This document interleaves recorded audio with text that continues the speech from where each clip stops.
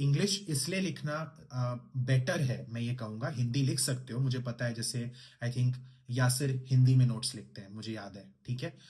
तो वो गलत नहीं है, अगर वो कंफर्टेबल है तो वो कर सकते हैं। पर अगर आप कंफर्टेबल हो इंग्लिश लिखने में तो इंग्लिश लिखिए। जैसे कि मैं बताता हूं, इंग्लिश में शॉर्ट फॉर्म्स लिखना बहुत इजी है। जैसे टुडे को आप ऐसे लिख सकते हो, लेकिन हिंदी में टुडे आज होता है। अब आज का आप क्या शॉर्ट फॉर्म बनाओ हिंदी के मतलब वर्ड्स यूज करके, लेटर्स यूज करके, बहुत मुश्किल है। तो अगर आप मैनेज कर सकते हो, ग्रेट, करिए।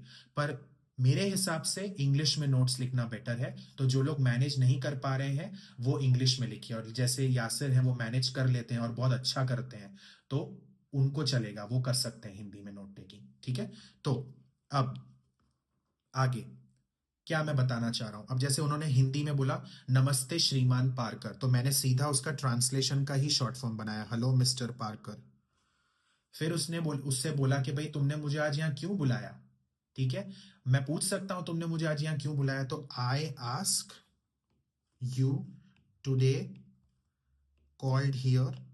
ये मुझे हटाने दीजिए ताकि थोड़ा सा मैं क्लियर क्लियर नोट्स लिख पाऊं, हाँ।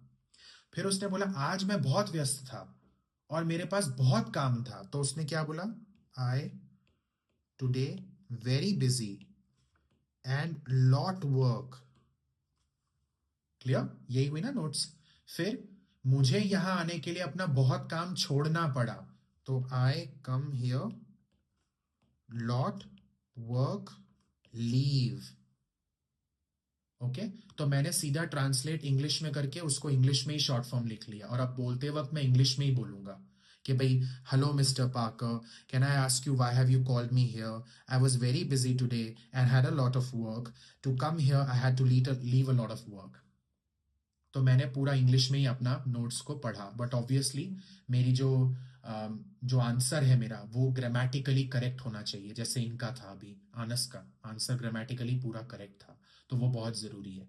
लेकिन अगेन ये इंग्लिश में मैंने इसलिए लिखा क्योंकि इंग्लिश में लिखना फास्ट पॉसिबल है, शॉर्ट फॉर्म्स बनाना पॉसिबल है। तो इन शॉर्ट, मैं जब हिंदी सुनता हूं तो मैं इंग्लिश में नोट लिखता हूं, और मैं इंग्लिश सुनता हूं तो भी इंग्लिश में नोट लिखता हूं, तो हर केस में मैं इंग्लिश में ही नोट लिखता हूं, वो बेटर है मेरे लिए, ठीक है। और आपको 90% लोग सेम ही फॉलो करेंगे, बट जब तक आप 5 7 10 डायलॉग्स प्रैक्टिस नहीं कर लोगे आपको आपका कंफर्ट जोन पता नहीं चलेगा।